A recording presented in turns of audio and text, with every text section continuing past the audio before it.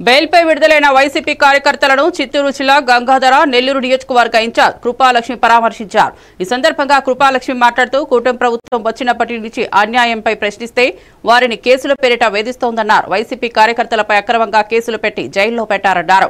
జరుగుతున్న అన్యాయాలను భగవంతుడు ప్రజలు చూస్తున్నారన్నారు. ఈ కార్యక్రమంలో జిల్లా ఉపాధ్యక్షుడు గురువారెడ్డి, మండల పార్టీ అధ్యక్షుడు వెంకటరెడ్డి, సీనియర్ నేత గురుశేఖర్ రెడ్డి, హరిబాబు, మణి తదితరులు పాల్గొన్నారు.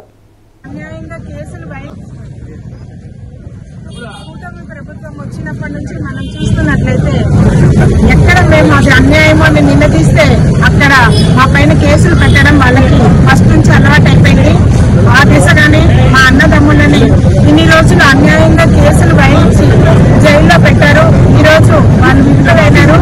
ఈ సందర్భంగా ఎప్పుడైనా సరే ఎక్కడైనా సరే న్యాయం అనేది గెలుస్తుందని మనం చేసే ప్రతి ఒక్క పనికి భగవంతుడి ఆశీర్వాదం ఉంటుంది. భగవంతుడు చూస్తా ఉంటాడు.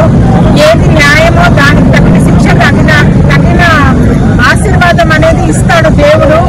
అదేవిధంగా జగనన్న గారు చేసిన మంచి పనులు, జగనన్న పేద ప్రజల కోసం ప్రతి ఒక్క పథకాలు కానివ్వండి, ఏ విషయంలో కూడా ప్రజలను ఆలోచించి తీసుకొని వచ్చిన ప్రతి పథకాలు ఈ రోజు ప్రతి ఒక్కరి గుండెల్లో స్థిరస్థాయిగా నిలిచిపోయింది. ఇది చూసి ఓర్వలేక ప్రతిదీ ఏమి మాట్లాడినా కేసులు ఫైల్ చేస్తున్నారు.